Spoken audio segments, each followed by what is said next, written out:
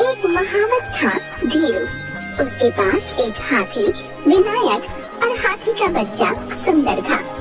उसका काम लोगों को हाथी की सवारी करवाना था।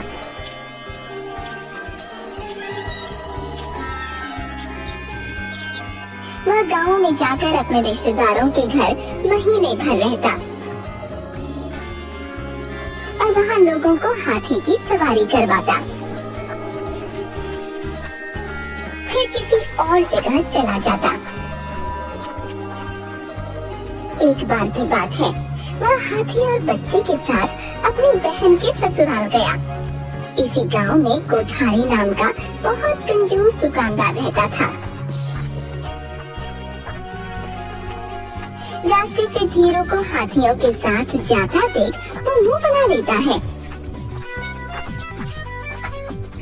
वहीं धीरू की बहन उसे देखकर बहुत खुश होती है।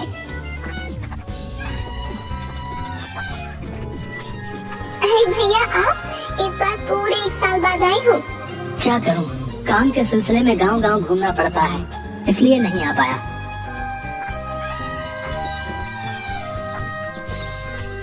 बहन घर के बड़ी आंगन की ओर इशारा करती है।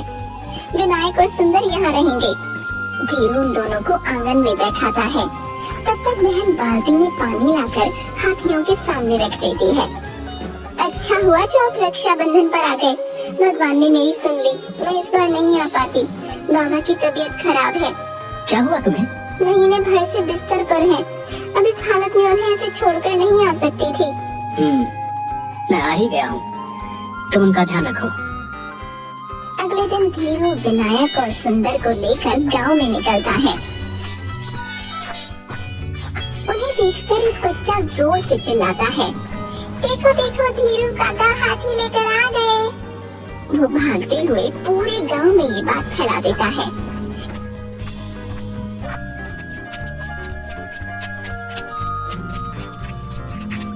धीरू आते जाते लोगों को बड़े प्यार से विनायक की सवारी करवा कर रुपये लेता जाता। मैं छोटे हाथी पर बैठूंगा। तुम इतने बड़े होकर छोटे पर क्यों बैठोगे? बड़े वाले पर बैठो। वह उसे विनायक की सवारी करा देता है।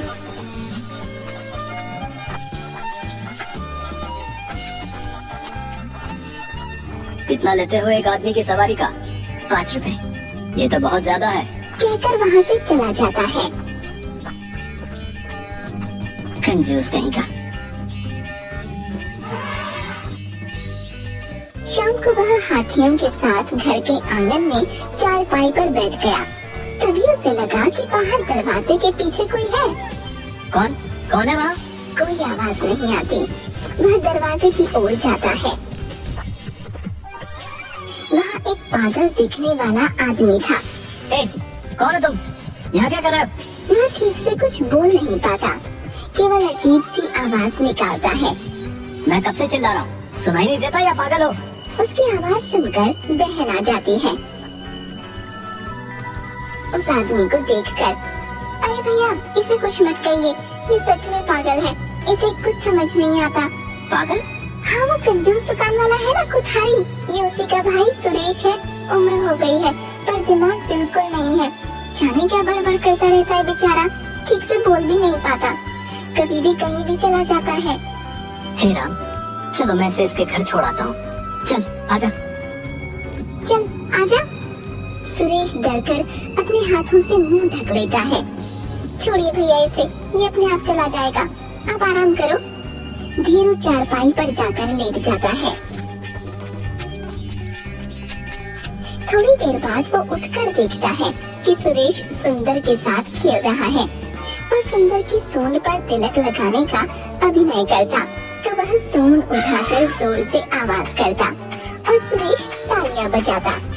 सुरेश सुंदर का पेट सहलाता तो वह अपनी पूंछ जोर से हिलाता और सुरेश अजीब सी आवाज निकालकर जोर से हंसता।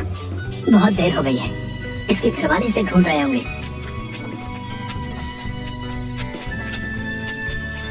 चला घर छोड़ा। इस बार वह चलने को तैयार था।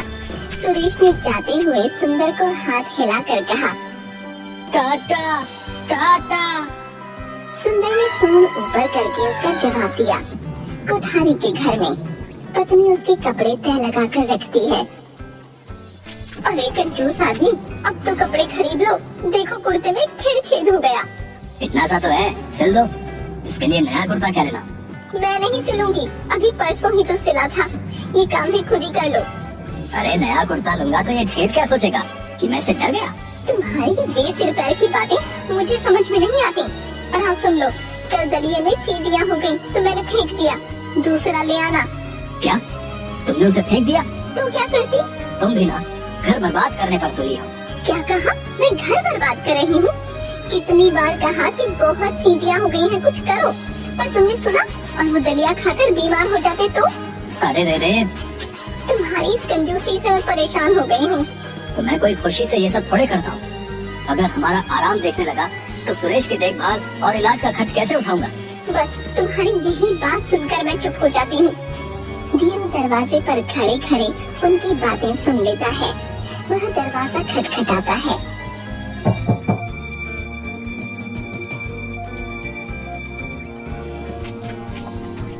कोठारी बाहर आता है तो देखता है कि धीरू सुरेश को लेकर आया है। अरे महाबत, तुम आओ आओ। ये तुम्हें कहाँ मिल गया? माफ करना, मेरा भाई कहीं भी निकल जाता है। अब कोई बात नहीं, ये लो इसकी सवारी के, मैं इससे ज्यादा नहीं देने वाला। नहीं रहने दो, इस बेचारे ने तो हाथी की सवारी की ही नहीं, ये तो बस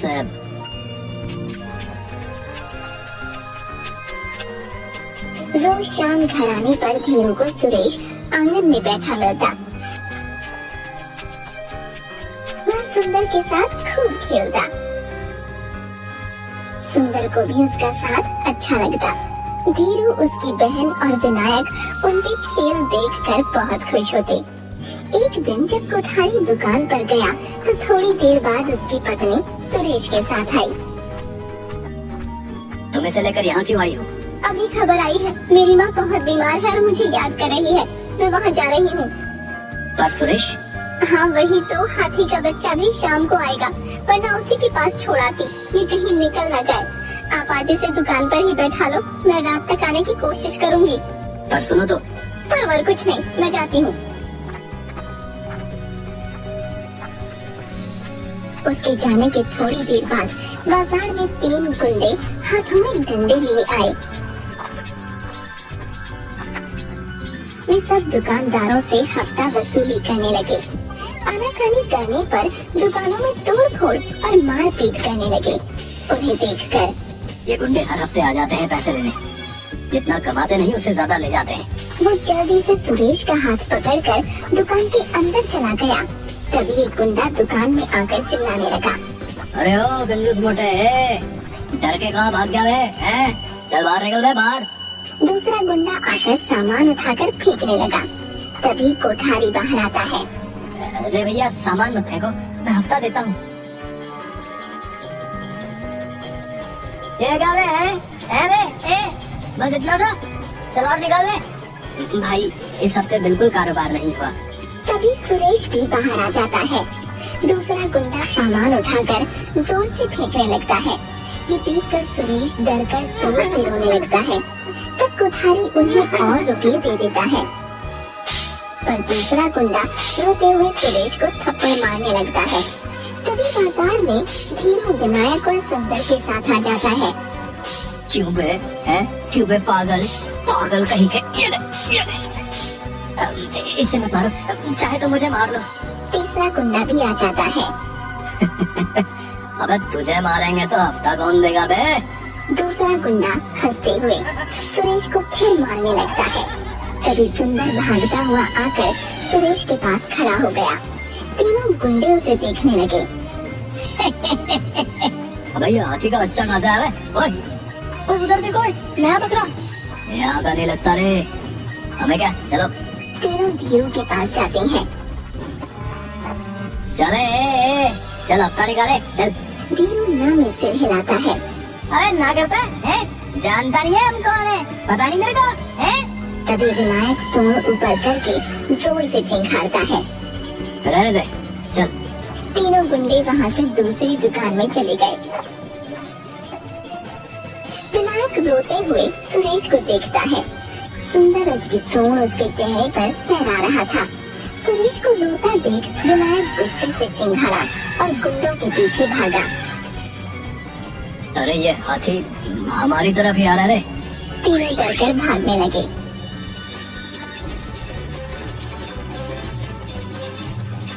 विनायक ने एक गुंडे को पैर से मारा, दूसरे को सूंड में पकड़कर ऊपर उछाल दिया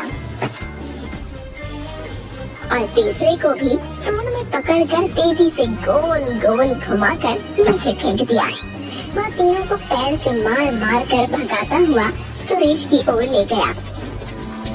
पहले गुंडे ने सुरेश के पैर पकड़ लिए। उसे देखकर बाकी दोनों ने भी। तब विनायक रुक गया। हमें माफ कर दो हमें। हम कभी किसी को नहीं मारेंगे भाई, किसी को नहीं मारेंगे भाई। यहाँ कभी नहीं आएंगे भाई, यहाँ कभी नहीं आएंगे। फिर तीनों वहाँ से भागकर जाने लगे तो विनायक ने उनका पीछा किया। महावत रोको उसे, कहीं उन्हें मार ही न डाले। चिंता मत करो, ये जानवर हमसे कहीं ज्यादा समझदार है। जो बात हम नहीं समझ सकते ये समझ जाते हैं। विनायक उन गुंडों को गांव से बाहर भगाकर ही रुकता है। जब वह वापस बाजार में आया तो सबने रोते हुए तालियां बजाकर उसका स्वागत किया।